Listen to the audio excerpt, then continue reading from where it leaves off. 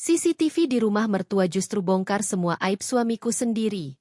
Dia selingkuh saat aku pergi kerja dan ibu mertua menutupinya. Aku langsung labrak mereka dan kubalas mereka dengan sehina-hinanya. Sebelum ceritanya dimulai, silakan tulis di kolom komentar dari daerah mana saja teman-teman yang menonton cerita ini. Dan jangan lupa like dan subscribe, agar channel Cerita Ar bisa terus berkembang dan mempersembahkan cerita yang terbaik. Pagi masih berselimut embun ketika Fitri bangun lebih awal dari alarm yang biasa berdering pukul 5. Udara dalam kamar yang tak begitu luas itu terasa lembab. Ia duduk sejenak di sisi ranjang, menatap punggung suaminya yang masih tidur membelakangi. Rambut Eko sedikit berantakan. Napasnya teratur. Fitri tersenyum tipis, lalu berdiri dan mengambil mukena. Salat subuh dijalaninya dengan tenang di sudut kamar, dibatasi lemari tua warisan ayah mertuanya.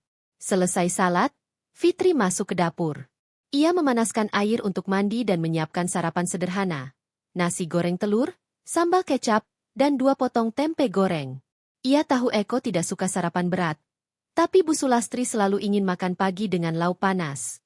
Dengan cekatan ia menata meja makan, lalu naik ke lantai 2 untuk mandi. Setelah mandi dan berpakaian rapi dengan blus kerja warna biru muda, Fitri mengecek tas kerja, dompet, dan kunci kendaraan. Ia turun ke dapur kembali, membawa segelas teh untuk mertuanya. "Bu, ini tehnya," ucapnya pelan sambil mengetuk pintu kamar Bu Sulastri. Pintu terbuka pelan. Bu Sulastri berdiri di ambang pintu dengan daster bunga-bunga dan wajah tanpa riasan. Ia mengambil teh dari tangan menantunya. "Kamu kerja lagi hari ini?" tanyanya sambil menyeruput teh. "Iya, Bu. Hari ini ada rapat mingguan. Saya pulang agak malam." Gumam Bu Sulastri. "Ya sudah. Jangan lupa bawa bekal buat Eko. Dia kan belum makan dari kemarin sore." Fitri mengangguk, walau sebenarnya hatinya sedikit janggal. Kemarin sore, ia sempat menanyakan pada Eko, dan suaminya bilang sudah makan mie instan. Tapi ia tidak menanggapi komentar itu. Ia hanya tersenyum dan berlalu. Saat Fitri kembali ke dapur, Eko sudah duduk di kursi makan sambil memainkan ponselnya. Rambutnya masih acak-acakan, kaosnya longgar, dan matanya tampak mengantuk. "Kamu udah bangun?" ucap Fitri sambil tersenyum. Gumam Eko pendek tanpa menatap istrinya. "Nasi goreng ya, kayak yang kamu suka. Aku taruh sambal kecap juga," ucap Fitri sambil menyendokkan nasi goreng ke piring. Eko hanya mengambil sendok dan mulai makan tanpa banyak bicara. Fitri memperhatikannya sejenak, lalu membuka tempat bekal dan mulai mengisi untuk makan siang Eko. "Kamu nggak capek kerja terus, Fit?" tanya Eko tiba-tiba. Fitri menoleh. "Capek, tapi aku senang bisa bantu kita. Bantu Mama juga." "Bantu? Kamu tuh kerja terus. Rumah kayak kos-kosan. Aku ngerasa sendirian." Fitri menahan napas sejenak. Ia tahu ini bukan pertama kalinya Eko mengeluh soal waktu kebersamaan mereka. Tapi ia juga tak punya pilihan.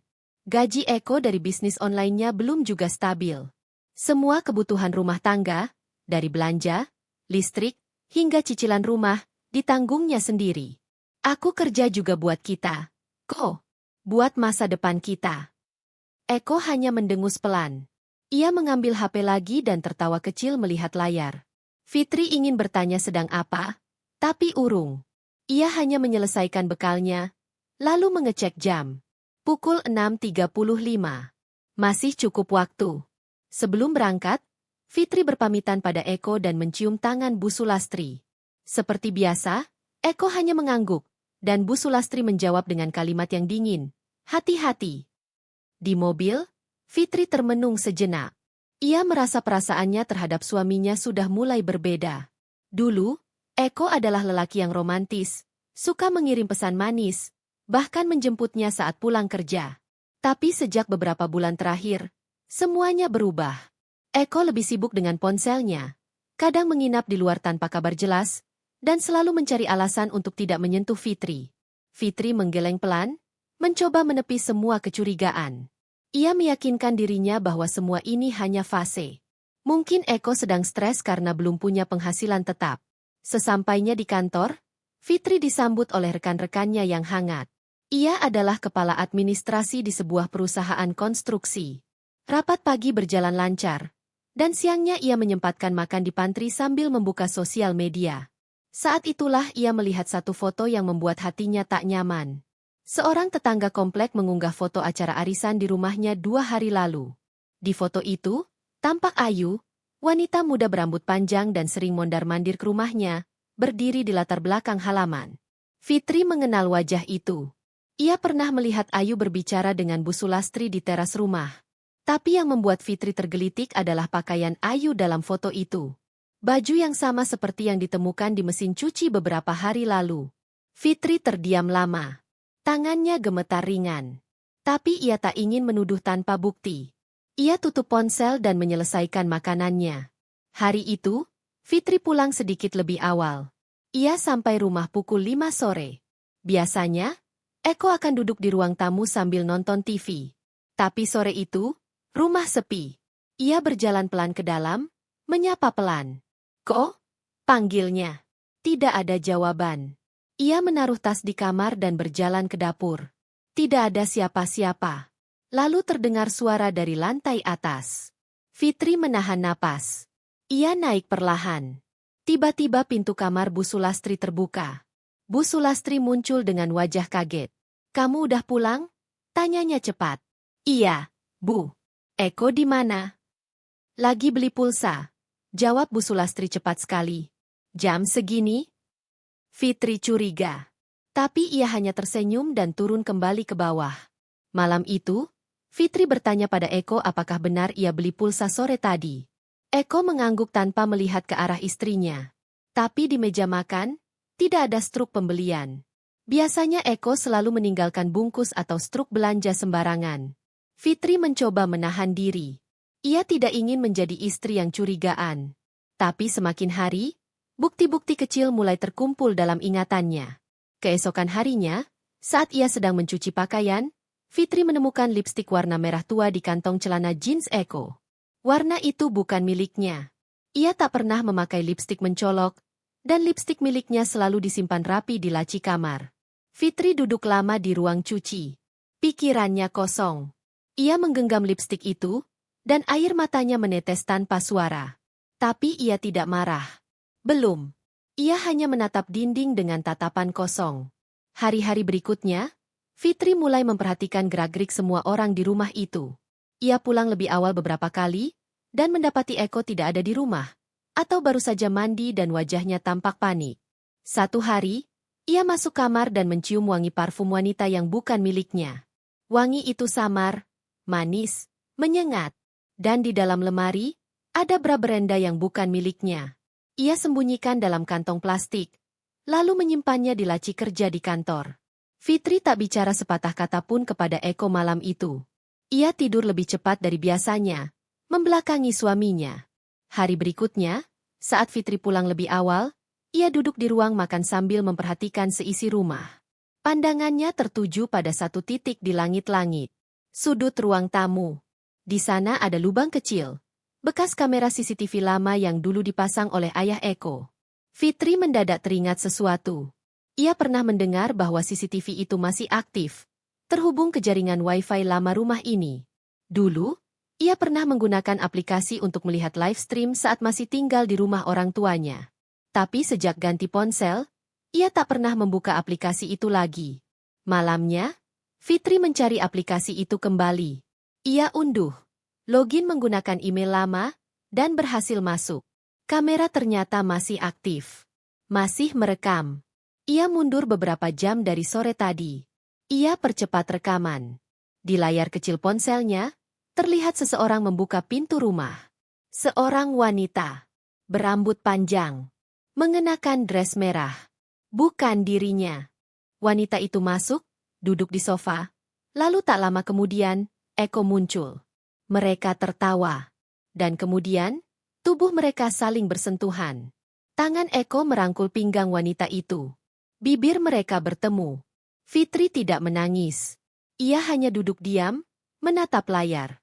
Tangannya perlahan menekan tombol, rekam layar, dan menyimpan semuanya. Ia bangkit, berjalan ke dapur, dan membuat segelas air putih. Saat itu, ia tahu, semua yang selama ini ia ragukan, sekarang terbukti. Dan semuanya akan ia balas. Perlahan. Tapi pasti. Dengan cara paling halus dan paling menghancurkan. Fitri membuka matanya pagi itu dengan perasaan asing. Udara pagi terasa sama. Namun dadanya seperti tertimpa beban tak kasat mata. Ia tidak tidur nyenyak semalam.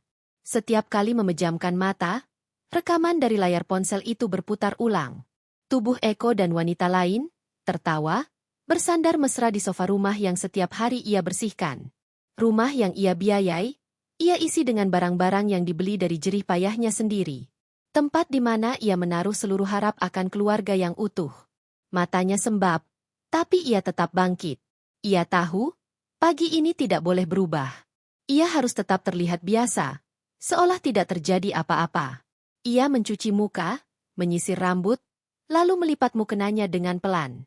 Selesai salat, ia berdiri di depan kaca kamar dan menatap wajahnya sendiri. Ia mencoba tersenyum, meski tahu senyum itu tak akan bisa sampai ke hati. Saat membuka pintu kamar, aroma masakan menyambutnya dari arah dapur. Terdengar suara panci beradu dan sayup-sayup suara Bu Sulastri bernyanyi pelan. Fitri melangkah perlahan ke dapur. "Pagi, Bu," sapanya dengan suara yang dibuat seramah mungkin. "Pagi, Fit. Tumben gak bangun lebih dulu dari aku?" jawab Bu Sulastri tanpa menoleh. Fitri tersenyum tipis. "Tadi malam susah tidur, Bu. Mungkin kecapean." "Yah, kerja terus sih. Wanita kok sibuk kerja melulu? Kapan ngurus suami?" Bu Sulastri menyindir sambil mengaduk sayur asem di panci. Fitri menarik napas dalam-dalam. Ia menahan diri. "Saya kerja juga buat kebutuhan kita bersama, Bu. Buat bayar cicilan rumah, listrik, makan." Ya.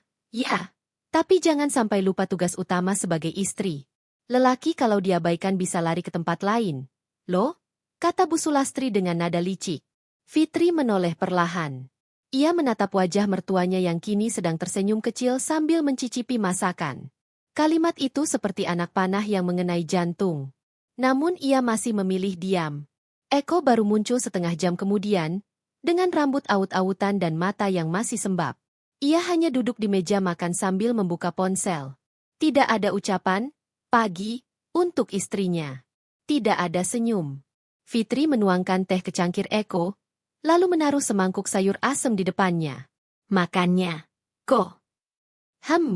Jawab Eko pendek. Ia masih fokus ke ponselnya, jemarinya cepat mengetik sesuatu. "Ko, malam ini aku ada lembur. Mungkin pulang lebih malam dari biasanya. Kamu bisa bantu Mama bersihin rumah, ya?" Eko menoleh sekilas, lalu meletakkan ponsel. "Kamu pikir aku babu? Aku juga punya kerjaan, tahu?" "Kerjaan apa?" "Scroll TikTok sambil selonjoran?" Kata itu hampir keluar dari mulut Fitri. Tapi ia menahannya. Ia menunduk, lalu tersenyum hambar. "Maaf, Ko. Maksudku bukan begitu." Bu Sulastri langsung menyambar. "Fitri, kamu itu harus hormat sama suami. Jangan nyuruh-nyuruh seenaknya. Kamu pikir dia nggak capek? Dia itu mikirin masa depan kalian, cari peluang usaha." Fitri hanya diam. Ia sudah hafal dengan pola ini. Setiap kali ia mengingatkan Eko akan tanggung jawab, Bu Sulastri akan menjadi tameng paling depan. Membela, memutarbalikkan fakta, dan selalu menyalahkan dirinya. Padahal seluruh tagihan bulanan datang ke namanya. Bahkan listrik pun akan mati kalau ia telat bayar. Selesai sarapan, Fitri pamit ke kantor. Tapi pagi itu, langkahnya lebih ringan.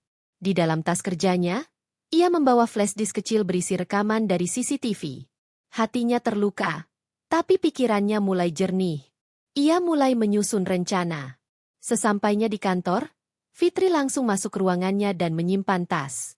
Ia duduk di depan komputer dan mulai bekerja seperti biasa. Namun siang itu, ia memutuskan untuk tidak makan siang di pantry bersama rekan-rekan. Ia pergi ke salah satu kafe sepi di seberang kantor. Ia memesan teh hangat, lalu membuka laptop pribadinya. Flash disk ia colokkan, dan layar menampilkan kembali momen-momen menyakitkan itu. Ia memotong bagian terpenting, saat Eko memeluk wanita itu, dan saat Bu Sulastri masuk membawa minuman untuk mereka. Ia menyimpan file itu dalam folder rahasia di Cloud Drive dan mengatur kata sandi. Ia tidak akan gegabah. Ia harus menunggu waktu yang paling tepat untuk membuka semuanya. Sore harinya, saat kembali ke rumah, suasana terlihat biasa saja. Eko sedang main game, dan Bu Sulastri duduk di teras sambil berbincang dengan tetangga. Fitri masuk kamar, menaruh tas, lalu menyapu rumah tanpa diminta. Ia tak ingin memancing kecurigaan. Ia tetap bersikap seperti istri ideal. Namun malam itu, saat Eko tidur, Fitri diam-diam membuka dompet suaminya. Di dalamnya, ia menemukan selembar nota pembelian dari minimarket. Biasa saja, jika bukan karena waktu transaksi yang tercetak di sana, pukul 14.27. Padahal tadi pagi Eko bilang tidak keluar rumah. Dan saat itu, Fitri tahu bahwa Ayu, wanita dalam rekaman itu, juga terlihat keluar dari minimarket yang sama, karena salah satu rekannya tinggal di dekat sana dan mengunggah story sedang antri dengan cewek cantik baju merah. Fitri mulai mengumpulkan semua potongan-potongan itu.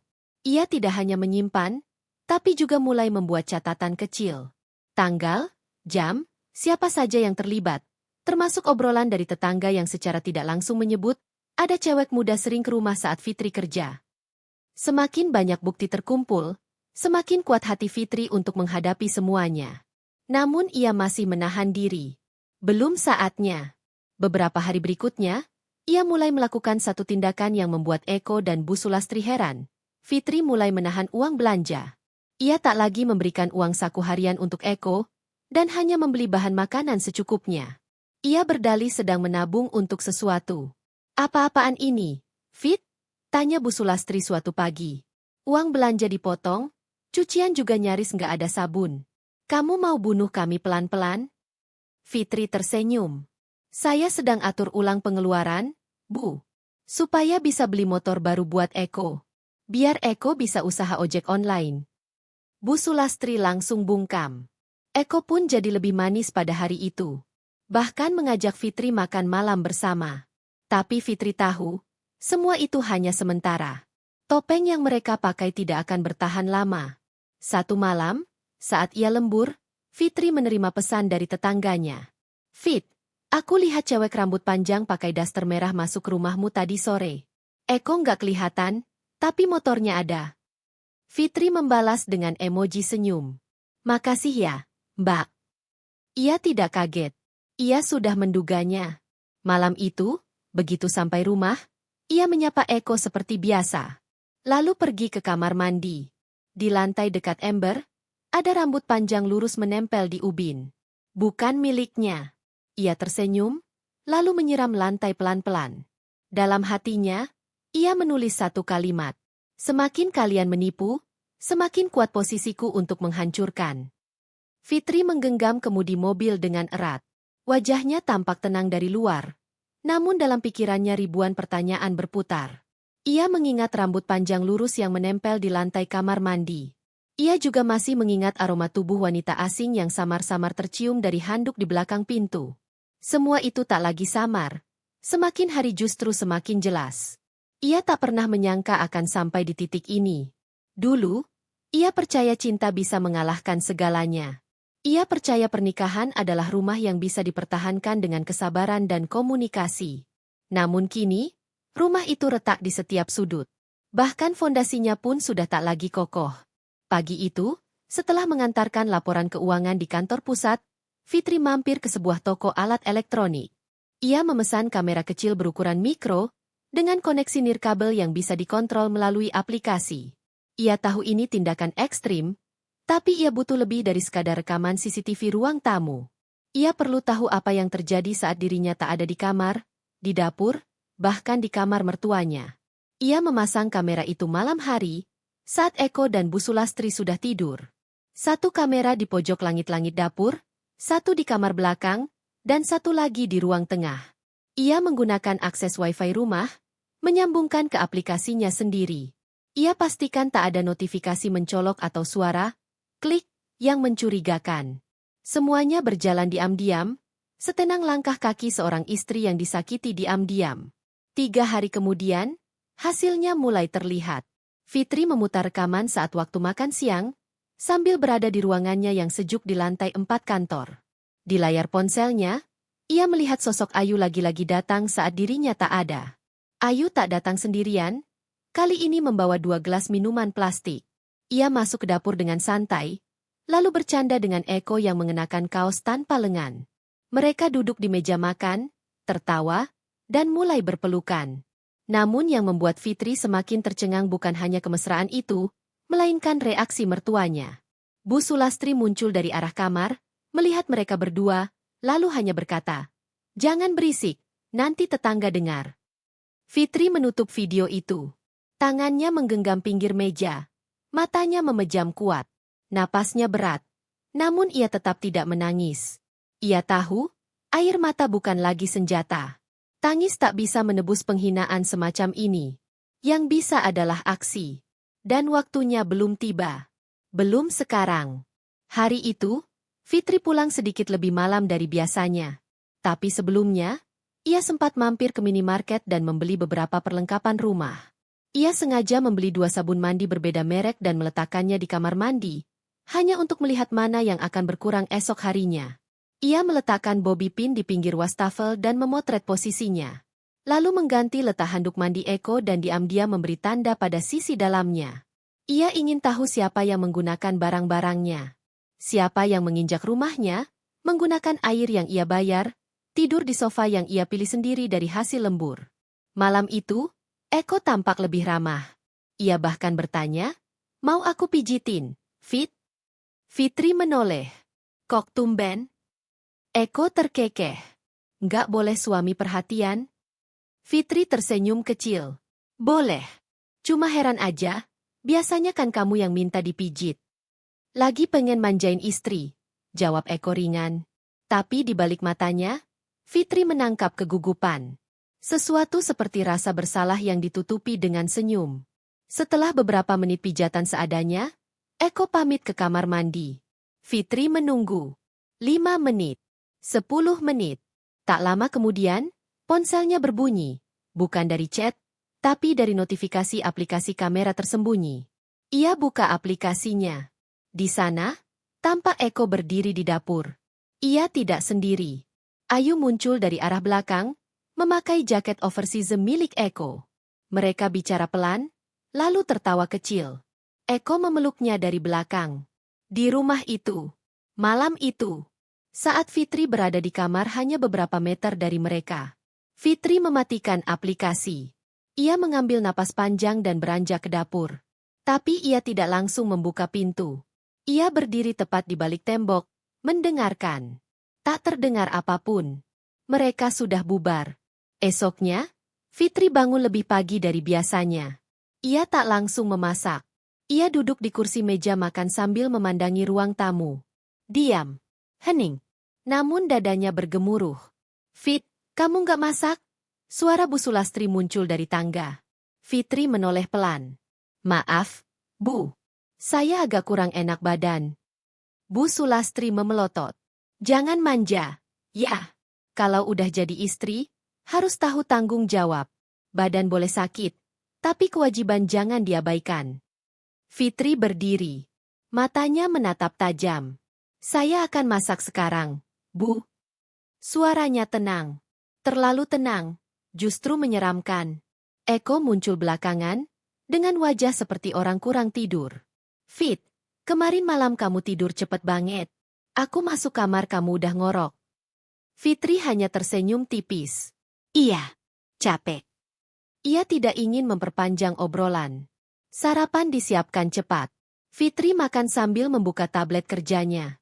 Ia mulai menulis ulang seluruh pengeluaran bulanan, lalu menghapus semua iuran atas nama Eko. Semua beralih ke rekeningnya sendiri. Ia memisahkan tabungan pribadi ke bank berbeda. Ia tahu waktunya semakin dekat. Minggu berikutnya, ia mengajukan cuti 2 hari. Alasannya untuk urusan keluarga. Ia tidak pulang selama 2 malam, dan memilih tinggal di hotel kecil dekat kantor. Dari sana, ia memantau rumah lewat kamera tersembunyi. Ia ingin tahu apa yang akan dilakukan Eko dan mertuanya jika ia benar-benar tidak ada. Dan benar saja. Malam pertama, Ayu datang membawa bungkusan besar. Dari kamera dapur, Tampak ia memasak bersama Eko. Bahkan Bu Sulastri duduk sambil mengobrol panjang dengan Ayu. Tertawa. Seolah sedang kumpul keluarga bahagia. Malam kedua, Eko dan Ayu terlihat masuk kamar. Kamera hanya bisa menangkap sudut pintu yang terbuka sedikit. Tapi cukup untuk melihat bayangan dua orang berpelukan. Fitri mematikan rekaman dan merebahkan tubuh di kasur hotel. Matanya menatap langit-langit, lalu terpejam. Ia tidak menangis, tidak marah. Tapi hatinya seperti ruang kosong tanpa dinding. Semua batas sudah runtuh. Yang tersisa hanya perhitungan. Pagi harinya, ia kembali ke rumah. Mengetuk pintu pelan. Tak ada jawaban. Ia buka dengan kunci duplikat. Di dalam, semua tampak sepi. Hanya suara TV yang menyala di ruang tamu. Ia masuk kamar. Sprei berubah. Wangi parfum asing masih tercium di udara. Ia membuka lemari dan menemukan sehelai skarf merah muda yang tidak dikenalnya. Ia tidak mengambil. Ia biarkan di sana. Sebagai jejak. Siang itu, saat Eko pulang, ia tampak kaget melihat Fitri sudah di rumah. "Kamu pulang lebih cepat?" Fitri menatap tanpa senyum. "Iya, kangen rumah." Eko tertawa canggung. "Wah, tumben banget. Ada yang berubah?" Fitri mengangguk. "Iya, banyak hal yang berubah sekarang." Ia berjalan ke dapur, memasak teh, lalu duduk di meja makan. Eko mengikutinya, lalu duduk di depannya. "Mau ngomong apa, Fit?" Fitri menatap lurus ke arah Eko. "Kamu percaya Tuhan, kok?" Eko mengerutkan kening. "Kenapa tiba-tiba nanya begitu?" "Karena kalau kamu percaya Tuhan, kamu pasti tahu, setiap kebohongan akan terbuka." Eko tersentak. Tapi sebelum sempat menjawab, Bu Sulastri muncul dari belakang. "Ada apa ini? Kok kayak tegang?" Fitri tersenyum. "Nggak apa-apa, Bu. Saya cuma ngobrol santai sama Eko." Namun dalam hatinya, Fitri sudah menetapkan tanggal. 2 minggu lagi, ia akan buka semuanya. Tidak hanya untuk Eko dan mertuanya, tapi juga untuk keluarga besar yang selama ini memujanya sebagai menantu idaman. 2 minggu lagi, akan menjadi awal dari kehancuran mereka sendiri. Dan saat itu tiba, ia akan berdiri tanpa rasa kasihan sedikit pun. Fitri duduk di ruang tamu, mengenakan kemeja putih bersih dan celana bahan hitam. Rambutnya dikuncir rapi, wajahnya tanpa riasan berlebihan, hanya sedikit bedak dan pelembab bibir. Di tangan kanannya, sebuah flash disk kecil tergenggam erat. Di hadapannya, meja kayu coklat tua yang sudah mulai mengelupas di bagian pinggirnya. Sofa abu-abu tua tempat Eko biasa duduk menonton TV kini tampak kosong. Suasana rumah sunyi. Bu Sulastri sedang di rumah tetangga. Seperti biasa, membicarakan gosip kampung dengan mulut yang tak pernah lelah berputar. Eko belum pulang. Hari itu adalah hari Jumat. Fitri sengaja mengambil cuti sejak pagi. Ia butuh menyiapkan segalanya tanpa ada gangguan. Pagi tadi, ia pergi ke kantor notaris yang dikenalnya lewat rekomendasi Raka. Ia mulai mengatur akta pemisahan harta dan pendelegasian rekening, menyusun dokumen untuk menyiapkan proses gugatan cerai, jika memang semuanya harus sampai ke titik itu. Ia bukan lagi perempuan yang menangis di kamar mandi, karena suaminya tidur dengan perempuan lain. Ia bukan istri yang akan mengemis cinta pada lelaki yang bahkan tak bisa setia dalam diam. Tapi sebelum semua ini meledak, ia butuh satu langkah terakhir, membungkam. Menampar tanpa menyentuh. Menelanjangi tanpa menyentuh baju. Ia menyiapkan undangan kecil ke keluarga besar Eko, 2 kakak iparnya yang tinggal di kota tetangga, adik Eko yang sedang kuliah, dan satu paman yang sangat disegani keluarga. Undangan untuk syukuran kecil atas rencana bisnis baru Eko yang katanya mulai menunjukkan hasil. Eko tentu senang bukan main saat Fitri mengusulkan acara itu beberapa hari lalu. "Beneran, Fit? Kita bikin acara?" tanya Eko dengan mata berbinar. "Iya. Aku pengen keluarga tahu perkembangan kamu," jawab Fitri sambil tersenyum manis. "Kamu dukung aku?" Eko seperti tak percaya. Fitri hanya mengangguk dan menepuk pelan tangan suaminya. Dalam hati ia tertawa getir. Bukan karena mendukung, tapi karena ia ingin semua orang tahu siapa Eko sebenarnya. Bukan dari Fitri, tapi dari mata kepala mereka sendiri. Selama beberapa hari kebelakang, Fitri terus merekam. Ia tak lagi peduli dengan privasi rumah tangganya yang rusak. Ia menyimpan semua percakapan, semua rekaman video, termasuk saat Bu Sulastri terang-terangan mengatakan pada Ayu, "Kamu lebih cocok sama Eko daripada Fitri. Dia itu kaku. Kamu enak diajak bercanda." Fitri menyalin semua bukti ke 3 flash disk berbeda. Satu ia simpan di tempat kerja, satu di brankas rumah mendiang orang tuanya, dan satu lagi akan ia bawa hari itu. Pukul 5 sore, satu persatu keluarga datang. Kakak pertama Eko, Mbak Reni, datang bersama suaminya. Disusul oleh adik bungsu Eko, Rahma, yang kini berkuliah di Yogyakarta. Tak lama kemudian, Paman Eko, Pak Surya, tiba dengan mobil tua warna biru, bersama istrinya. Rumah jadi ramai. Bu Sulastri tampak sibuk menyambut dan menyuruh Fitri menyiapkan teh dan kue. "Mana Eko? Katanya kamu mau kasih kejutan soal bisnisnya?" tanya Pak Surya sambil duduk di ruang tamu. "Sebentar lagi, Pak. Saya tunggu dia pulang. Sekalian saya mau putar video singkat biar bapak-bapak semua bisa lihat," jawab Fitri lembut. "Wah, mantap ini. Kamu memang menantu idaman, Fit," sahut Kak Reni sambil memeluk bahu Fitri. Fitri hanya tertawa pelan. Ia melirik jam dinding. Pukul 17.50. Tak lama kemudian, suara motor terdengar. Eko datang dengan wajah ceria. Ia mengenakan kemeja lengan pendek warna krem dan celana jeans. Saat masuk rumah dan melihat seluruh keluarga besar telah berkumpul, wajahnya sempat kaget, tapi segera berubah jadi senyum lebar. "Loh, rame banget," ucap Eko sok polos. "Ini acara kecil-kecilan buat kamu, kok?" sahut Fitri sambil berdiri. "Loh, buat aku?" "Yap, buat kamu. Aku mau kasih lihat ke semua keluarga, sejauh mana kamu udah berkembang," jawab Fitri sambil menatapnya dalam-dalam. Eko tergelak, malu-malu. "Wah, kamu baik banget, Fit. Aku nggak nyangka. Ini kejutan." Fitri berjalan ke arah TV. Ia colokkan flash disk ke port USB. Lalu mengambil remote, dan berdiri di tengah-tengah keluarga besar Eko. "Sebelum kita makan, aku mau kasih video singkat. Video tentang Eko. Aku harap semua bisa lihat seutuhnya. Bukan hanya yang selama ini diceritakan." Ia menekan tombol play. Di layar, muncul tampilan ruang tamu rumah. Wajah-wajah di ruangan mulai memicingkan mata. Kamera menyorot Eko sedang duduk di sofa, tertawa, dan beberapa detik kemudian, seorang wanita muncul. Ayu. Wajah-wajah mulai saling menoleh. Bu Sulastri tampak pucat. Kakak-kakak Eko mulai bergumam. Dalam video itu, Ayu mencium pipi Eko, lalu duduk di pangkuannya. Tak lama, Bu Sulastri muncul dari balik dapur dan menyodorkan gelas minuman. Di belakang, Eko bangkit dengan keringat dingin di pelipisnya.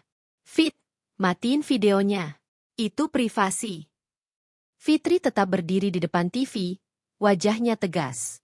"Ini rumahku juga. Ini rekamanku sendiri. Aku punya hak." "Astagfirullah," ucap Pak Surya, memandang Eko dengan tajam. "Ini apaan, kok?" Suara Kak Reni terdengar tinggi. "Ini selingkuhan kamu?" Eko tak menjawab. Bu Sulastri berdiri, berjalan ke arah Fitri. "Fitri, tolong jangan bikin malu. Jangan buka aib keluarga sendiri." Fitri menoleh perlahan. "Oh, jadi ini cuma aib keluarga ya, Bu? Bukan aib saya sebagai istri? Bu ikut tutupi ini semua, Bu? Saya cuma nggak mau rumah tangga kalian hancur," bentak Bu Sulastri. "Rumah tangga mana yang Ibu maksud?" tanya Fitri tajam. "Yang dijadikan tempat tidur untuk pelakor masuk seenaknya? Yang didukung ibu kandung suami sendiri?" Rahma yang dari tadi diam, kini bersuara. "Kak Fitri, aku nggak tahu semuanya. Tapi, aku percaya sama Kak Fitri. Aku lihat sendiri selama ini Kak Fitri yang kerja, yang bayar semua kebutuhan. Kakak iparku, tapi malah diperlakukan kayak babu." Suasana makin panas. Pak Surya berdiri, menatap Eko lekat-lekat. "Kamu ini suami apa benalu? Kok? Udah nggak kerja, selingkuh pula. Ibumu sendiri ikut-ikutan menutupi. Malu saya punya keponakan kayak kamu." Eko hanya menunduk. Bu Sulastri terdiam. Matanya berkaca-kaca. Tapi Fitri tidak goyah sedikit pun. Aku akan pergi dari rumah ini. Kok? Tapi sebelum itu, aku mau bilang satu hal. Semua cicilan rumah, kendaraan, listrik, air, semuanya atas nama aku. Dan mulai hari ini, semua akan aku hentikan. Fit, kamu nggak bisa gitu. Suara Eko terdengar panik. Oh, aku bisa. Dan aku akan. Karena rumah ini bukan rumah. Ini sarang ular yang selama ini aku rawat. Tapi sekarang, aku akan biarkan kalian saling mematuk satu sama lain. Fitri berjalan ke kamar, mengambil satu koper kecil yang sudah ia siapkan sejak semalam. Ia keluar dengan kepala tegak, menatap satu persatu wajah keluarga Eko. Terima kasih sudah hadir. Maaf jika malam ini bukan acara yang menyenangkan. Tapi aku yakin malam ini, semua jadi jelas. Lalu ia melangkah keluar rumah. Di belakang, suara histeris Bu Sulastri memanggil-manggil Eko, memaki-maki Fitri, dan suara paman Eko yang menggebrak meja. Fitri tidak menoleh. Tidak sedikit pun. Kakinya melangkah ringan. Ia tahu, ini baru awal. Bukan akhir. Dan sekarang, giliran mereka yang akan merasakan bagaimana rasanya dihancurkan dengan pelan-pelan. Langit malam kota mulai gelap saat Fitri tiba di apartemen yang disiapkan perusahaan tempatnya bekerja. Unit itu berada di lantai 8, menghadap langsung ke jalan utama, dengan lampu-lampu kendaraan yang tampak seperti gugusan bintang bergerak. Ia membuka pintu dengan kartu akses yang baru diberikan HRD siang tadi. Aroma cat dan kebersihan menyeruak dari dalam ruangan. Semua masih baru, belum disentuh siapapun. Begitu pintu tertutup di belakangnya, Fitri menaruh koper kecilnya di lantai, lalu berjalan ke jendela besar. Ia berdiri dalam diam, menatap kerlip lampu kota. Tak ada air mata. Tak ada tangis. Hanya dada yang terasa ringan. Untuk pertama kalinya dalam beberapa tahun terakhir, ia tak perlu lagi pura-pura kuat di depan suami yang mencaci diam-diam. Tak perlu lagi pura-pura hormat kepada mertua yang menusuknya dari belakang. Ia membuka koper dan mengeluarkan satu set pakaian kerja, laptop, serta dokumen-dokumen penting. Semua sudah ia susun rapi. Satu amplop berisi salinan bukti perselingkuhan juga telah ia serahkan ke pengacara siang tadi. Gugatan cerai sedang disusun. Ia bahkan telah membuat surat kuasa untuk mencabut hak akses Eko dan Bu Sulastri dari semua fasilitas rumah. Di rumah itu, listrik mulai mati sejak siang. Ia sudah mengatur pemutusan otomatis dari aplikasi. Air juga sudah dicabut. Kartu debit tambahan atas nama Eko sudah diblokir. Dan semua transfer rutin ke rekening mertuanya sudah dihentikan sejak seminggu lalu. Pagi harinya, Fitri datang ke kantor dengan wajah tenang. Beberapa rekan kerjanya bertanya dengan pelan, "Kamu kelihatan lebih ringan, Fit. Ada apa?" Fitri hanya menjawab singkat, "Aku baru mulai hidup baru." Tak ada yang menebak artinya. Tapi itu cukup. Saat jam istirahat, Raka, atasannya yang selama ini diam-diam memperhatikannya dari jauh, mengajaknya makan siang. Mereka pergi ke sebuah restoran sederhana di belakang kantor, yang menyajikan makanan tradisional dengan suasana tenang. "Kamu kelihatan jauh lebih damai sekarang," kata Raka sambil menyendok nasi ke piringnya. Fitri tersenyum. "Aku lepas dari tempat yang selama ini menenggelamkanku." "Kamu udah yakin dengan semua keputusanmu?" "100%," jawab Fitri tanpa ragu. "Aku tahu kamu orang yang kuat, tapi aku tetap ingin bilang, kamu nggak sendiri. Kalau butuh bantuan, aku ada." Fitri memandangnya sejenak. Mata Raka jujur. Tidak memaksa. Tidak menuntut. Hanya menawarkan tempat untuk bersandar, jika ia ingin. Tapi Fitri belum siap untuk hal itu. Ia masih ingin berdiri sendiri, dengan kakinya sendiri. "Makasih, Kak. Tapi saat ini, aku masih ingin sembuh sendirian." "Pasti. Aku ngerti." Selesai makan, mereka kembali ke kantor. Fitri merasa lebih ringan. Ada seseorang yang memahami tanpa menghakimi. Itu cukup untuk saat ini. Sementara itu, di rumah tua yang dulu ia sebut sebagai rumah tangga, kegaduhan mulai tumbuh. Listrik padam. Air tak mengalir. Telepon dari debt collector mulai berdatangan. Nomor rekening Eko diblokir bank karena data palsu dan laporan dari Fitri yang menyertakan bukti pemalsuan dokumen suami terhadap pengajuan kartu kredit atas nama istri. Eko panik. Ia mencoba menelepon Fitri, Tapi nomornya sudah diblokir. Ia mendatangi kantor Fitri, tapi satpam tidak mengizinkannya masuk. Ia mendatangi rumah orang tua Fitri, tapi rumah itu kosong dan dikunci rapat. Sementara Ayu, selingkuhannya, sudah lebih dulu menghilang setelah tahu semua fasilitas dicabut. Mau sampai kapan kamu duduk di situ kayak orang gila? Kok? Teriak Bu Sulastri sambil menyapu halaman depan yang berdebu. Kamu pikir Fitri bakal balik? Dia udah bawa semua uang. Kita ditelanjangi. Kok? Aku malu sama tetangga.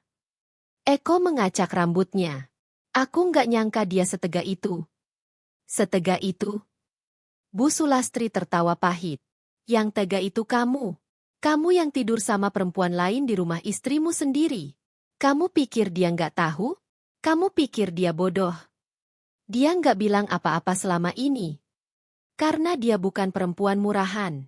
Dia diam bukan karena nggak tahu. Dia diam karena dia ngasih kamu kesempatan. Tapi kamu yang nginjak harga dirinya. Eko menunduk. Matanya merah, rambutnya kusut. Ia seperti laki-laki tua yang kehabisan arah, padahal usianya belum 40. Keesokan harinya, surat dari pengacara datang. Surat itu ditujukan untuk Eko dan Bu Sulastri. Isinya jelas, permintaan pengosongan rumah dalam waktu 7 hari karena sertifikat rumah akan dijual. Semua dokumen terlampir. Fotokopi sertifikat, surat nikah, salinan KTP dan KK, lengkap dengan bukti semua pembayaran atas nama Fitri. Kok, kita mau tinggal di mana? Suara Bu Sulastri gemetar. Eko tidak menjawab. Ia tahu, mereka benar-benar ditendang dari hidup Fitri. Tidak hanya dikeluarkan dari rumah, tapi dari seluruh sistem hidup yang selama ini Fitri bangun. Di hari kelima, sebuah mobil hitam berhenti di depan rumah itu. 2 orang petugas dari notaris turun, disusul seorang pembeli rumah yang telah melakukan deal langsung dengan pengacara Fitri. Petugas memberikan surat resmi. Kami mohon Anda segera mengosongkan rumah. Sesuai dengan perjanjian, rumah ini akan mulai direnovasi minggu depan. Bu Sulastri menangis. Eko berdiri diam, memandang rumah yang selama ini ia sebut sebagai miliknya, padahal seluruh cicilannya dibayar oleh istri yang ia hianati. Malam itu, Eko dan ibunya tidur di pos ronda. 2 koper kecil di samping mereka. Baju, dokumen, dan barang pribadi seadanya. Tidak ada Ayu. Tidak ada rumah. Tidak ada uang. Dan tidak ada lagi Fitri yang akan pulang dengan senyum dan sekotak makan siang. Di sisi lain, Fitri duduk di ruang tamu apartemennya. Ia memandangi tumpukan buku dan berkas kerja yang menumpuk. Tapi tak ada lagi tekanan. Ia bekerja dengan bebas. Ia hidup tanpa kebohongan. Ia bahkan mulai tertawa pelan saat menonton video lucu di media sosial.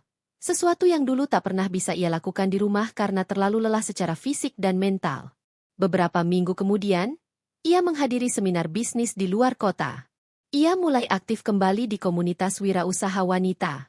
Namanya disebut sebagai salah satu perempuan tangguh yang berhasil lepas dari toksik mariage dan tetap berdiri kuat. Seseorang bertanya padanya, "Kamu menyesal pernah menikah dengan Eko?" Fitri tersenyum. "Tidak. Karena dari pernikahan itu, aku belajar satu hal. Mencintai diri sendiri adalah bentuk pertahanan terakhir dari kehancuran." Ia berdiri dengan anggun, menatap ke arah panggung. Di layar besar, terpampang foto Fitri dengan kalimat, "Jangan hanya jadi istri yang baik. Jadilah perempuan yang tahu kapan harus pergi." Hari-hari yang dulu dipenuhi dengan tangis dalam diam kini telah berubah menjadi barisan waktu yang mengalir tenang bagi Fitri. Setiap pagi ia bangun tanpa tekanan, membuka jendela apartemen dan menghirup udara kota yang mulai terasa ramah. Rutinitasnya berubah. Dulu ia bangun tergesa menyiapkan sarapan untuk orang-orang yang meremehkannya. Kini ia bisa duduk tenang, meminum kopi hangat di balkon, menatap langit biru tanpa bayang-bayang pengkhianatan di punggungnya. Sejak kejadian itu, hidup Fitri seolah menemukan bentuk baru. Ia tidak lagi hanya bekerja untuk bertahan. Ia kini bekerja untuk membangun. Ia mengajukan proposal proyek internal, mendapat tanggapan positif dari direksi, dan bahkan mendapat posisi strategis sebagai kepala unit pengembangan bisnis. Sebuah jabatan yang dulu mustahil ia raih saat masih menjadi istri yang dihambat dan direndahkan. Namun meski langkahnya mantap ke depan, Fitri tidak lupa ke belakang. Ia tidak lupa pada luka. Ia tidak lupa pada dendam yang belum sepenuhnya lunas. Raka, atasannya yang dulu pernah menawarkan bantuan dengan tulus, kini menjadi mitra kerja yang intens. Mereka sering berdiskusi soal bisnis, proyek, dan ekspansi. Namun di balik obrolan profesional itu, Fitri kadang menangkap sorot mata Raka yang lebih dari sekadar rekan kerja. Ia tahu pria itu menyukainya. Namun ia juga tahu dirinya belum sembuh sepenuhnya. Ia belum ingin membuka pintu hati yang dulu dipaksa terkunci dalam rumah penuh penghinaan. Suatu hari, sepulang dari kantor, Fitri mampir ke sebuah warung kecil di dekat gang sempit. Warung itu biasa dipakai orang-orang menengah ke bawah untuk makan. Di sana ia melihat dua sosok yang tak asing, Eko dan Bu Sulastri. Mereka duduk di pojok ruangan, mengenakan pakaian lusuh. Eko kini berjanggut tipis, wajahnya tirus, dan matanya kosong. Sementara Bu Sulastri tampak kurus, rambutnya digelung asal-asalan, dan kakinya bengkak sebelah. Di meja mereka hanya ada 2 bungkus nasi bungkus murah dan air putih. Fitri tidak masuk. Ia berdiri dari kejauhan, memandangi mereka lama. Hatinya diam. Tidak bergemuruh. Tidak bersorak. Tidak berduka. Ia hanya menatap mereka seperti 2 bayangan masa lalu yang akhirnya runtuh oleh perbuatan mereka sendiri. Keesokan harinya, Fitri bertemu dengan seorang pengacara senior dari LSM Perlindungan Perempuan. Ia diminta menjadi pembicara di seminar nasional tentang kekerasan psikologis dalam rumah tangga. Di atas panggung, ia tidak menyebut nama siapapun. Tapi ia menceritakan pengalamannya, bagaimana cinta bisa membutakan, dan bagaimana diam bisa melahirkan pembalasan paling menusuk. Ada masa di mana saya berpikir, diam adalah bentuk bertahan. Tapi ternyata diam hanya memperpanjang penderitaan. Hari ini saya ingin berkata kepada semua perempuan, jika kalian disakiti, jangan diam. Jangan takut disebut cerewet, jangan takut disebut melawan. Kalian punya hak untuk disayangi dan dihargai. Tepuk tangan membahana di aula. Beberapa peserta menangis. Beberapa mencatat. Beberapa menatap Fitri dengan kagum. Namun bagi Fitri, yang paling penting bukan aplaus itu. Yang paling penting adalah dirinya sendiri yang kini bisa berbicara tanpa gemetar. Dirinya yang tak lagi takut ditinggal atau dicaci. Karena ia sudah membebaskan dirinya dari jerat cinta palsu yang dulu mengikatnya. Sepulang dari acara itu, ia membuka email. Ada 1 email masuk dari alamat tak dikenal. Subjeknya, maaf. Isi email itu singkat. Fitri. Aku tahu kamu mungkin tidak akan membaca ini, atau bahkan kalau kamu baca pun, kamu tidak peduli. Tapi aku tetap ingin minta maaf. Kamu benar. Aku telah menyia-nyiakan istri terbaik yang Tuhan berikan. Aku memilih nafsu dan ego. Aku membiarkan ibuku menindasmu. Aku membiarkan diriku larut dalam kemalasan. Sekarang aku tidak punya apa-apa. Ayu sudah pergi. Ibuku sakit dan tidak ada biaya. Aku bekerja jadi kuli bangunan harian, kadang dapat kerjaan, kadang tidak. Aku tidak minta kamu balik. Aku cuma ingin kamu tahu, bahwa hidup tanpamu adalah kutukan yang aku ciptakan sendiri. Eko. Fitri membaca tanpa emosi. Ia tidak membalas. Ia hanya menutup laptopnya, lalu berdiri. Ia menyalakan lampu kamar, mengganti bajunya, dan membuka jurnal pribadi. Di lembar halaman kosong, ia menulis. Mereka yang menyakitiku sudah mendapat balasannya. Tapi bukan aku yang melakukannya. Balasan itu datang dari hidup. Dan kadang, hidup jauh lebih kejam dari manusia. 2 hari kemudian, saat ia berada di pusat perbelanjaan, seseorang memanggilnya dari belakang. Ia menoleh. Seorang wanita dengan penampilan jauh berbeda dari dulu berdiri gugup. Ayu. Rambutnya kini pendek. Pakaiannya sederhana. Wajahnya tidak lagi bersinar. Ia berdiri dengan kedua tangan meremas tas kecil yang tampak usang. Fitri, suara Ayu pelan, nyaris seperti angin yang malu lewat. Fitri diam. Ia menatap Ayu tanpa satu kata pun. Aku cuma mau minta maaf. Aku tahu aku nggak pantas. Aku tahu kamu udah lihat semua. Aku hancurin rumah tangga kamu. Aku hancurin kamu. Fitri masih diam. Matanya tajam. Tapi suaranya tenang saat akhirnya menjawab. Kamu nggak menghancurkan aku. Ayu, kamu cuma menghancurkan dirimu sendiri. Dan kalian semua sekarang sedang hidup di reruntuhan yang kalian bangun bersama. Ayu menunduk. Air matanya jatuh. Tapi Fitri tak menenangkannya. Ia bukan malaikat. Ia hanya manusia yang disakiti, dan memilih untuk tidak membalas dengan tangan, tapi dengan meninggalkan mereka pada hidup mereka sendiri. Ia berbalik, melangkah pergi. Di belakang, Ayu terisak dalam diam, berdiri kaku di tengah lalu lintas manusia yang tak mengenalnya. Malam itu, Fitri duduk di rooftop apartemennya, menatap bintang. Ia memutar lagu lama yang dulu ia dengar saat masih gadis. Lagu itu pernah membuatnya menangis, tapi kini hanya membuatnya tersenyum. Ia tahu luka tidak bisa dihapus, tapi luka bisa sembuh. Dan saat sembuh, luka itu tidak lagi menyakitkan. Ia hanya menjadi bagian dari sejarah. Fitri menatap langit dan berkata pelan, "Aku tidak membalas kalian dengan tangan. Tapi aku membiarkan kalian membalas diri sendiri dengan hidup yang sekarang kalian jalani." Dan malam itu, ia memejamkan mata dengan tenang, tahu bahwa dendamnya telah lunas, tanpa harus menyentuh satu jari pun. Udara pagi masih menyimpan embun tipis di sela-sela kaca balkon ketika Fitri membuka pintu apartemennya. Ia membawa secangkir kopi hitam dan sebuah buku catatan kecil. Hari itu adalah hari Sabtu, dan untuk pertama kalinya dalam hidupnya sejak menikah, ia bisa menikmati akhir pekan tanpa dibebani kewajiban yang menguras batin. Ia duduk di kursi rotan putih kesukaannya, menyilangkan kaki, dan membuka catatan berwarna coklat muda yang sudah mulai usang di ujung-ujungnya. Di sana tertulis daftar mimpi-mimpinya saat masih kuliah, menjadi perempuan mandiri, punya bisnis sendiri, pergi ke Eropa setidaknya sekali dalam hidup, membuka ruang aman bagi perempuan korban rumah tangga. Fitri membacanya sambil tersenyum samar. Dulu semua itu terasa jauh karena ia terjebak dalam perang tak kasat mata di dalam rumah sendiri. Tapi kini, daftar itu bukan lagi angan-angan. Satu persatu mulai terwujud. Ia tidak lagi berdiri di belakang bayangan lelaki yang menyakitinya, tapi kini melangkah di atas cahaya miliknya sendiri. Tak lama kemudian, ponselnya berbunyi. Sebuah pesan masuk dari nomor tak dikenal.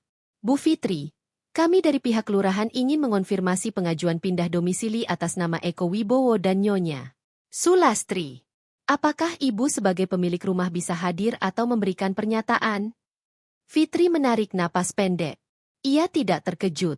Setelah pengusiran legal dilakukan, Eko dan ibunya tentu mencoba mencari tempat tinggal tetap. Tapi karena rumah sebelumnya atas nama Fitri, mereka butuh persetujuan untuk memindahkan dokumen domisili. Tanpa basa-basi, Fitri membalas, "Silakan proses. Saya tidak keberatan. Saya pastikan mereka tidak akan kembali ke alamat lama, karena seluruh kepemilikan sudah saya serahkan ke pembeli baru." Ia meletakkan ponsel, lalu bangkit perlahan. Hari ini ia punya agenda yang sudah ia tunggu sejak lama, bertemu dengan para penyintas perempuan yang dulu pernah satu ruang konseling dengannya. Tempat itu adalah komunitas kecil yang Fitri bentuk secara diam-diam bersama dua sahabat lamanya. Mereka menamainya Rumah Dalam Dada. Ruang aman bagi perempuan yang tersakiti untuk bicara, menangis, bahkan marah, tanpa harus merasa malu atau dibungkam. Di ruang komunitas kecil itu, Fitri disambut oleh 5 perempuan yang sebagian besar lebih tua darinya. Ada yang datang dengan wajah lelah namun senyum tegar, ada yang menggandeng anaknya yang masih balita. Salah satu dari mereka adalah Rina, perempuan parubaya yang dulu hampir bunuh diri karena diselingkuhi suaminya dan dipukuli mertuanya. Fitri menatap wajah-wajah mereka satu persatu, lalu berkata dengan suara pelan namun tegas, "Aku di sini bukan sebagai orang yang lebih kuat dari kalian. Aku di sini sebagai saksi bahwa perempuan bisa hancur berkali-kali tapi tetap bisa memilih untuk bangkit." Rina mengangguk sambil menangis. Seorang ibu muda bernama Tari meremas tangannya pelan. Dan sore itu berubah menjadi ruang pengakuan, pelukan, dan pembebasan. Saat malam mulai turun, Fitri pulang ke apartemennya dengan perasaan hangat. Di lift, ia bertemu dengan Raka, yang baru saja kembali dari luar kota. Mereka tersenyum saling menyapa. "Lama nggak ketemu," ucap Raka. "Aku sibuk ngurus komunitas." "Kamu juga kelihatan makin sibuk," jawab Fitri. "Aku sibuk merapikan divisi karena kamu nggak ada di sana. Banyak yang kehilangan kamu di kantor, Fitri tertawa pelan. "Aku masih di kantor, cuma pindah fokus. Dan kelihatannya, kamu udah jauh lebih bahagia sekarang." Fitri menatap Raka lama. Laki-laki itu tidak pernah memaksa. Ia hanya hadir. Seperti teduh setelah badai. Bahagia itu pilihan. Dan aku baru bisa memilihnya setelah aku berhenti menggantungkan nasibku pada orang lain. Raka tersenyum. Bagus. Karena mulai minggu depan, kamu aku ajukan sebagai kepala divisi regional. Fitri terbelalak. Kamu serius? Serius. Ini bukan karena perasaan. Ini murni karena kamu orang paling layak. Fitri hanya menunduk, mencoba menyembunyikan air mata yang nyaris jatuh. Bukan karena jabatan, tapi karena akhirnya ia dipercaya. Bukan sebagai istri. Bukan sebagai korban. Tapi sebagai manusia utuh. Namun di sisi lain kota, di sebuah gang sempit yang pengap dan penuh asap rokok, Eko terduduk di tangga kontrakan sempit. Baju yang dikenakannya basah keringat, sepatunya koyak, dan tangannya lecet-lecet karena pekerjaan kasarnya hari ini, mengangkut semen dan batu bata untuk pembangunan rumah orang. Ia membuka ponselnya yang layarnya retak. Tidak ada notifikasi dari siapapun. Ayu telah memblokirnya. Fitri pun. Ia benar-benar sendiri. Bu Sulastri kini terbaring sakit di kamar kontrakan. Sakit gula dan darah tinggi kambuhan. Ia menangis hampir setiap malam, mengeluh tentang kaki yang membengkak dan tubuh yang tak kuat jalan. Mama minta maaf, kok? Katanya malam itu dengan suara serak. Eko tak menjawab. Ia hanya duduk di lantai, memandang langit-langit kamar yang bocor. Di dadanya, perasaan hampa menganga seperti jurang. Dulu ia punya istri yang sabar, rumah yang nyaman, makanan yang selalu terhidang. Sekarang ia tak punya siapapun. Hari-hari berikutnya semakin kejam. Kontrakan tempat mereka tinggal mendadak harus dikosongkan karena pemiliknya akan merenovasi. Eko tak punya cukup uang untuk sewa tempat baru. Ia mendatangi saudara-saudaranya, tapi semua menolak. Maaf, Ko. Kamu yang rusak rumah tangga kamu sendiri. Kami nggak mau ikut campur. Eko mendengar kalimat itu berulang-ulang. Ia merasa seperti bayangan yang ditolak oleh cahaya. Tidak ada satu tangan pun yang menyambutnya. Malam itu, ia berjalan di trotoar, membawa ibunya dengan gerobak dorong bekas. Mereka tidur di emperan masjid. Hujan turun pelan. Dan dalam dingin itu, Eko akhirnya menutup matanya. Mengerti benar, bahwa semua ini bukan kutukan dari luar. Ini buah dari dirinya sendiri. Sementara itu, di ruang apartemen yang hangat, Fitri menulis jurnal hariannya.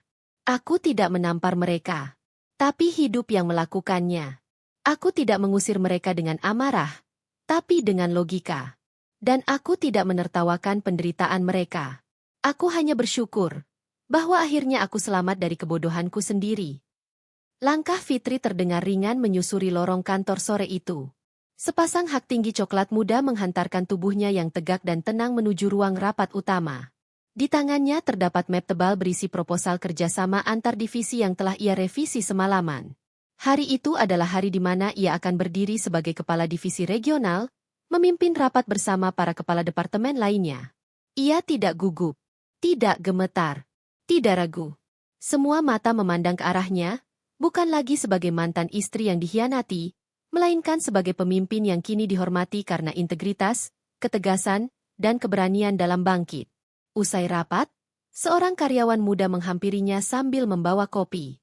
Bu Fitri, saya cuma mau bilang terima kasih. Saya banyak belajar dari ibu. Dari caranya ibu tetap tenang meski banyak yang menjatuhkan. Terutama, saya dengar kabar tentang ibu dan masa lalu itu. Saya ikut komunitas rumah dalam dada sekarang. Terima kasih sudah buka jalannya. Fitri menatap karyawan muda itu dan tersenyum. Terima kasih juga. Karena kamu berani memilih jalanmu sendiri. Sore itu Fitri pulang ke apartemen dengan hati yang menghangat. Ia tidak membayangkan akan berdiri di titik ini. Dulu ia bahkan merasa hidupnya akan berhenti di ruang cuci rumah mertua. Tapi kini, ia melihat dunia dari balkon lantai 8, tempat yang dulu hanya ia lihat di mimpi-mimpi remaja. Ia memasuki ruang tamu, meletakkan tas kerja di sofa, lalu berjalan ke dapur.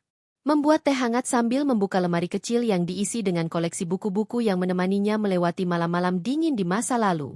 Ketika hendak menuang teh ke cangkir, suara notifikasi ponselnya berbunyi. Sebuah pesan masuk dari nomor asing. Fitri, Ini aku, Rahma. Adik Eko. Maaf ganggu. Tapi aku bingung harus minta tolong ke siapa. Aku tahu kamu udah ninggalin semua, dan kamu berhak. Tapi, Eko masuk rumah sakit. Mama jatuh pingsan di jalan waktu minta-minta. Kami bawa ke puskesmas, tapi dirujuk karena keadaannya parah. Eko juga drop, demam tinggi, dan kelelahan karena kerja berat dan makan gak teratur. Kalau kamu gak bisa bantu, gak apa-apa. Aku gak tahu harus cari siapa lagi. Fitri diam. Tangannya menggenggam ponsel erat. Ada jeda dalam napasnya. Seperti ada ruang di dadanya yang tertarik antara perasaan manusia dan luka masa lalu. Ia tidak membalas.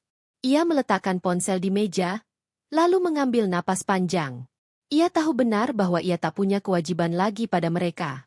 Mereka yang dulu menelantarkannya, menginjak harga dirinya, dan menganggap kesabarannya sebagai kelemahan. Namun malam itu ia tidak bisa tidur. Keesokan harinya, ia berdiri di depan ruang IGD sebuah rumah sakit umum. Ia mengenakan blazer hitam dan celana panjang putih. Di tangannya tergenggam tas kecil dan beberapa dokumen. Matanya menyisir ruangan. Di pojok bangsal, terlihat sosok Rahma duduk tertunduk di samping ranjang besi. Di atasnya, Eko terbaring dengan wajah pucat dan infus tertancap di tangan kanan. Fitri melangkah pelan. Tidak tergesa, tidak dramatis. Rahma menoleh dan langsung berdiri. Wajahnya memucat. Lalu matanya basah. Kak, aku nggak tahu harus ke siapa. Maaf banget, Kak. Fitri menepuk pelan bahu Rahma. Tenang, aku nggak marah. Eko membuka mata. Pandangannya kabur. Ia tampak lebih tua dari usianya. Kulitnya kusam, matanya cekung, dan suara napasnya berat. Fitri, kamu. Gumamnya lirih. Fitri berdiri di sisi ranjang, menatapnya tanpa air mata. Aku datang bukan karena aku masih punya hubungan denganmu. Kok? Aku datang karena aku masih manusia. Dan Rahma juga. Eko menoleh pelan, lalu matanya mulai basah. Aku salah. Fitri menarik kursi dan duduk. Iya, kamu salah. Dan kamu sudah membayar sebagian dari itu. Tapi jangan berharap aku datang untuk mengasihani. Aku datang untuk bilang, setelah ini, aku akan kembali ke duniaku. Kamu tetap di jalanmu. Aku cuma ingin kamu tahu, aku menyesal. Aku kehilangan segalanya. Kamu kehilangan karena kamu yang melepaskan. Aku tidak merampas apapun. Kamu yang hancurkan sendiri. Eko menangis. Tangannya mencoba menggenggam tangan Fitri. Tapi Fitri menarik pelan tangannya, lalu berdiri. Aku sudah bantu urus administrasi rumah sakit. Biaya dasar akan ditanggung komunitasku. Tapi setelah kamu pulih, kamu tanggung sendiri. Aku tidak akan menengok lagi. Karena aku sudah mengubur kita. Ia menoleh ke Rahma. Kalau kamu butuh bantuan kuliah, kamu bisa hubungi rumah dalam dada. Tapi jangan minta dari aku pribadi. Aku mau kamu belajar mandiri. Jangan jadi seperti mereka. Rahma mengangguk sambil terisak. Iya, Kak. Makasih banyak. Fitri meninggalkan rumah sakit dengan langkah tenang. Di luar, angin sore meniup lembut. Ia menatap langit yang mulai berubah warna keemasan. Beberapa orang mungkin menyebutnya kejam. Tapi Fitri tahu, ia hanya memilih batas. Ia telah berdiri terlalu lama di bawah kehinaan. Kini ia berdiri di atas harga diri. Hari-hari berikutnya kembali menjadi miliknya. Ia sibuk mempersiapkan program ekspansi bisnis keluar kota, menjadi pembicara di kampus-kampus, dan menulis buku yang ia beri judul Ditinggalkan untuk Ditinggikan. Buku itu berisi kisah perempuan yang bangkit dari kehancuran. Tapi bukan kisah sedih. Ini kisah pembuktian. Tentang bagaimana seorang istri bisa menjadi lebih dari sekadar bayangan suami. Bisa menjadi cahayanya sendiri. Suatu hari, seorang wartawan mewawancarainya dalam sebuah acara peluncuran bukunya. Apa yang paling Ibu Fitri syukuri setelah semua kejadian itu? Fitri tersenyum. Bahwa aku disakiti. Disakiti? Iya. Karena kalau aku tidak disakiti, aku tidak akan bangkit. Kalau aku tidak dikhianati, aku tidak akan menemukan diriku sendiri. Dan kalau aku tidak ditinggalkan, Aku tidak akan tahu bahwa aku ternyata bisa berdiri lebih tinggi sendirian. Tepuk tangan bergemuruh. Tapi Fitri hanya menunduk pelan, tersenyum, lalu berbisik dalam hati. Dan balasan terbaik adalah aku yang kini tidak membutuhkan mereka untuk membuktikan siapa aku sebenarnya. Fitri memutar kunci pintu apartemennya dan masuk dengan langkah pelan. Udara ruangan yang hangat dan harum lavender menyambutnya, menenangkan tubuhnya yang lelah usai rapat dengan investor sepanjang hari. Di tangannya, sebuah tas kulit coklat berisi naskah revisi akhir buku pertamanya yang akan segera naik cetak dalam waktu 2 minggu ke depan. Ia meletakkan tas di sofa, lalu membuka jendela besar yang langsung menghadap ke arah timur. Langit sore berwarna jingga keemasan. Kota di bawahnya tampak seperti semesta kecil yang sibuk namun tidak pernah diam. Ia berdiri lama, memandangi langit dan gedung-gedung tinggi. Di dalam kepalanya, suara-suara masa lalu yang pernah membentaknya, meremehkannya, mencibirnya karena terlalu sibuk bekerja, kini telah tenggelam di balik pencapaian yang ia raih dengan luka dan kesabaran. Beberapa jam kemudian, ponselnya berdering. Sebuah panggilan dari penerbit. Setelah berbicara hampir 15 menit, ia tersenyum kecil. Buku pertamanya resmi akan rilis dalam 2 minggu, dan undangan peluncuran akan disebar ke tokoh-tokoh publik, komunitas, dan media nasional. Sore itu ia menelepon Rahma. Bukan karena ingin tahu keadaan Eko, tapi karena ingin memastikan gadis itu benar-benar berusaha keluar dari lingkaran kegagalan yang dulu melingkari keluarga mereka. Halo, Kak Fitri. Suara Rahma terdengar tenang, tapi jelas ada ketegangan kecil di ujungnya. Kamu udah daftar beasiswa? Tanya Fitri tanpa basa-basi. Udah, Kak. Aku juga bantu-bantu di perpustakaan kampus. Dan aku ikut program magang dari rumah dalam dada. Fitri tersenyum. Bagus. Jangan pernah ulangi kesalahan mereka. Kamu lebih dari itu. Terima kasih, Kak. Aku nggak tahu hidupku bakal seperti apa kalau waktu itu kakak nggak datang. Bukan aku yang menyelamatkan kamu, Rahma. Tapi kamu yang memilih bangkit. Jangan berhenti sampai di sini. Telepon ditutup. Fitri menarik napas panjang. Ia merasa lega. Bukan karena Eko atau ibunya menderita, tapi karena satu orang dari keluarga itu setidaknya berhasil lepas dari warisan kebusukan moral yang pernah mencelakainya. 3 hari sebelum peluncuran buku, undangan resmi disebar. Termasuk kepada seluruh alumni sekolah menengah tempat Fitri dan Eko dulu belajar. Sebuah reuni akbar akan digelar bersamaan dengan peluncuran bukunya, sebuah strategi yang disusun oleh pihak penerbit dan panitia reuni untuk menarik perhatian. Fitri awalnya enggan. Tapi setelah berpikir panjang, ia menyetujui. Ini bukan tentang pamer. Ini tentang memberikan pelajaran diam kepada mereka yang dulu menjatuhkan, mencibir, dan memandang rendah perempuan yang terlalu biasa. Hari peluncuran tiba. Ballroom hotel berbintang di pusat kota dipenuhi kursi berlapis satin putih dan pita emas. Di depan, sebuah panggung besar dihias megah dengan latar visual bertuliskan peluncuran buku reuni. Ditinggalkan untuk ditinggikan, kisah Fitri Wibowo. Tamu-tamu berdatangan. Banyak di antaranya terkejut bahwa Fitrilah yang menjadi pusat acara. Dulu ia adalah gadis sederhana yang tidak banyak bicara. Kini ia berdiri di panggung dengan blazer putih dan sepatu hak tinggi, rambut disanggul elegan, dan senyum yang meneduhkan siapapun yang memandang. Eko datang. Ia tidak diundang. Tapi ia datang. Bersama ibunya yang berjalan dengan tongkat dan wajah penuh kerutan. Mereka berdiri di pojok ruangan, memandangi Fitri dari jauh.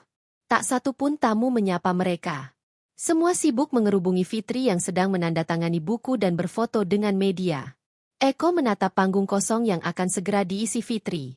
Ia berdiri dengan tubuh yang mulai goyah, jaket lamanya terlihat kumal. Di sampingnya, Bu Sulastri hanya bisa menunduk. Ia sudah terlalu lelah untuk membenci. Yang tertinggal hanya penyesalan yang tak tahu harus ditaruh di mana. Ketika Fitri naik ke panggung dan mulai berbicara, ruangan menjadi hening. Saya tidak pernah bermimpi untuk berdiri di sini, ucapnya dengan suara pelan namun dalam. Saya hanya ingin hidup tenang. Tapi ternyata, jalan tenang tidak selalu bisa kita pilih. Ada kalanya kita harus terluka lebih dulu, diinjak, dikorbankan, dan ditertawakan. Sebelum akhirnya kita sadar, kita tidak butuh orang lain untuk membuat kita berharga. Satu persatu orang di ruangan menunduk. Sebagian menitikkan air mata. Beberapa teman sekolahnya bahkan menyesal karena dulu ikut meremehkan Fitri hanya karena ia terlalu diam, terlalu sederhana, terlalu biasa. Tapi saya bersyukur. Karena dengan semua itu, saya bisa menemukan siapa saya sebenarnya. Saya bukan istri siapa-siapa sekarang. Tapi saya adalah diri saya sendiri. Dan saya percaya, itu jauh lebih berarti. Di sudut ruangan, Eko memejamkan mata. Air matanya menetes. Ia tahu, tidak ada tempat baginya di dunia Fitri sekarang. Ia bukan hanya kehilangan rumah. Ia kehilangan hak untuk mencintai. Karena cinta yang dulu ia hianati telah berubah menjadi luka yang menyembuhkan. Selesai acara, Fitri berjalan menyusuri lorong hotel. Di depan pintu keluar, Eko berdiri bersama ibunya. Fitri menatap mereka sejenak. "Mau apa kalian?" tanyanya pelan, dingin. Eko membuka mulut, tapi tak ada kata yang keluar. Bu Sulastri yang menjawab, "Kami cuma mau minta maaf, Fitri. Kamu menang. Kamu benar." Fitri tidak tertawa, tidak tersenyum. Ia hanya berkata dengan suara yang nyaris tak terdengar, "Aku tidak menang. Aku hanya selamat." Lalu ia berjalan pergi, melewati mereka yang membusuk di masa lalu, dan melangkah ke depan, ke dunia baru yang ia ciptakan sendiri. 4 bulan berlalu sejak buku Fitri diluncurkan dan menjadi pembicaraan publik. Namanya kini dikenal di dunia motivasi dan pemberdayaan perempuan. Ia diundang ke berbagai seminar, kampus, dan talk show nasional. Kehadirannya selalu ditunggu. Tidak karena ia selebritas, melainkan karena kisahnya mewakili begitu banyak perempuan yang selama ini memilih diam saat dilukai, saat ditindas dalam diam oleh mereka yang seharusnya melindungi. Pagi itu, Fitri duduk di studio televisi nasional. Wawancara langsung akan dimulai dalam beberapa menit. Host terkenal menyapanya dengan hangat. "Terima kasih sudah hadir, Bu Fitri. Hari ini kita bicara tentang kekuatan perempuan yang bangkit dari trauma. Dan Bu Fitri, Anda adalah wajah dari kekuatan itu." Fitri tersenyum. "Saya hanya satu dari banyak perempuan di luar sana. Mereka juga kuat. Hanya saja belum semua diberi ruang untuk bersuara." Host itu mengangguk. "Apa yang paling mengubah hidup Anda setelah semua peristiwa itu?" Fitri menatap kamera dengan tenang. "Kesadaran bahwa saya tak perlu menjadi korban selamanya. Bahwa saya bisa memilih untuk berhenti mengemis cinta dan mulai mencintai diri sendiri." Wawancara itu viral. Cuplikan ucapannya tersebar di berbagai platform. Banyak yang merasa tersentuh. Tapi ada juga yang merasa tertampar. Terutama mereka yang dulu menyudutkannya, yang pernah menertawakannya saat berjalan kaki ke kantor karena tak mampu beli mobil, yang dulu memandang rendah karena ia terlalu sibuk bekerja dan tidak dandan seperti ibu rumah tangga lainnya. Mereka kini melihat perempuan itu bersinar sendirian. Tanpa suami, tanpa mertua, tanpa siapapun yang menuntun. Tapi dengan langkah sendiri yang kokoh. Di hari yang sama, Fitri menerima pesan dari seorang wanita yang menggunakan akun anonim. "Aku membaca bukumu diam-diam di warnet kampungku. Suamiku tak izinkan aku punya HP. Tapi hari ini, setelah membaca semua yang kamu tulis, aku kabur. Aku bawa anakku dan pergi. Aku nggak tahu hidupku kemana, tapi setidaknya, aku selamat." Fitri membaca pesan itu di balkon apartemennya. Tangannya bergetar pelan. Ia duduk dan menulis balasan. "Kamu tidak kabur. Kamu kembali pulang ke dirimu sendiri. Selamat. Aku bangga padamu." Fitri tahu, kemenangannya bukan karena Eko kini jadi gelandangan atau Bu Sulastri yang jatuh miskin. Kemenangannya adalah karena ia menjadi simbol bahwa satu perempuan yang memilih pergi, bisa menyelamatkan 1000 lainnya. Hari-hari berikutnya dipenuhi agenda. Tapi di tengah semua itu, ia tak lupa beristirahat. Ia belajar menyeimbangkan hidup. Kadang ia pergi ke kafe favorit sendirian. Kadang menonton film di bioskop tanpa teman. Kadang berjalan di taman kota hanya untuk merasakan angin sore menampar wajahnya. Pada suatu malam, ia berjalan menyusuri trotoar kota setelah pulang dari diskusi buku. Di tengah jalan, ia melihat sosok laki-laki berjongkok di bawah jembatan. Rambut acak-acakan, pakaian lusuh, dan kantong plastik besar di sampingnya. Eko. Ia duduk di sana, sendirian, dengan tatapan kosong. Di tangannya ada selembar kertas kusam berisi potongan koran. Cuplikan berita tentang Fitri yang sedang memimpin program pemberdayaan ibu tunggal. Fitri berhenti beberapa meter dari sana. Mereka berdua tak bersuara. Mata mereka bertemu. Tapi tak ada kata. Hanya kesunyian di antara deru mobil yang lalu lalang. Eko berdiri perlahan. Ingin bicara. Ingin meminta. Tapi Fitri mengangkat tangan. Cukup. Satu kata itu seperti palu pemutus rantai yang pernah mengikatnya bertahun-tahun. Eko menunduk. Ia tidak mengejar. Ia tidak menangis. Ia hanya kembali duduk. Kali ini lebih tenang. Mungkin karena dalam hatinya, ia tahu, permintaan maaf tidak akan menyelamatkannya. Ia sudah terlambat. Fitri berjalan lagi. Dengan langkah pasti. Ia tahu, ia baru saja menutup bab hidup yang paling menyakitkan. Tapi bukan dengan membalas, melainkan dengan melepaskan. Seminggu kemudian, Fitri berada di ruang seminar terbuka. Ratusan orang hadir. Di tengah acara, seorang peserta bertanya dengan lantang. Bu Fitri, apakah Anda sudah memaafkan suami dan mertua Anda? Fitri terdiam. Lalu ia menjawab dengan suara tenang. Maaf itu bukan hadiah. Maaf itu pilihan. Dan saya memilih untuk tidak menyimpan dendam. Tapi juga tidak melupakan. Saya tidak melupakan agar saya tidak jatuh pada orang yang sama, dalam pola yang sama. Saya tidak ingin menelan racun yang sama hanya karena diberi label keluarga. Peserta itu mengangguk pelan. Tepuk tangan menggema di aula. Malam harinya, Fitri menulis surat untuk dirinya sendiri. Fitri, kamu sudah melewati hari-hari penuh luka. Tapi lihat dirimu sekarang. Kamu berdiri tegak. Kamu menulis cerita. Kamu menyelamatkan hidupmu, dan mungkin hidup orang lain. Kamu tidak lagi meminta orang melihatmu. Kamu melihat dirimu sendiri. Dan itu cukup. Itu selalu cukup. Ia menyimpan surat itu di buku catatan yang dulu pernah basah oleh air mata. Kini kertas-kertas itu kering. Bukan karena air matanya habis. Tapi karena ia tak lagi menangis yang tak layak. Beberapa bulan kemudian, Fitri memimpin pembukaan pusat bantuan hukum gratis bagi perempuan korban KDRT. Namanya terpampang besar. Rumah pulang didirikan oleh Fitri Wibowo. Di sana, perempuan bisa datang tanpa takut. Bisa bicara tanpa dihakimi. Bisa menangis tanpa ditinggalkan. Bisa melapor tanpa dipaksa berdamai. Dan di salah satu ruangan, ada papan kutipan besar yang ditulis langsung oleh Fitri. Aku pernah ditampar tanpa tangan. Pernah dikhianati oleh orang yang kucintai. Pernah dijatuhkan oleh keluarga yang kucari perlindungan. Tapi aku memilih berdiri. Dan tidak menunggu siapapun mengangkatku. Itu adalah penutup kisahnya. Tapi awal bagi ribuan kisah lain yang kini ia bantu selamatkan. Fitri duduk di ruang kantor rumah pulang. Di luar, angin sore berhembus lembut. Ia memejamkan mata.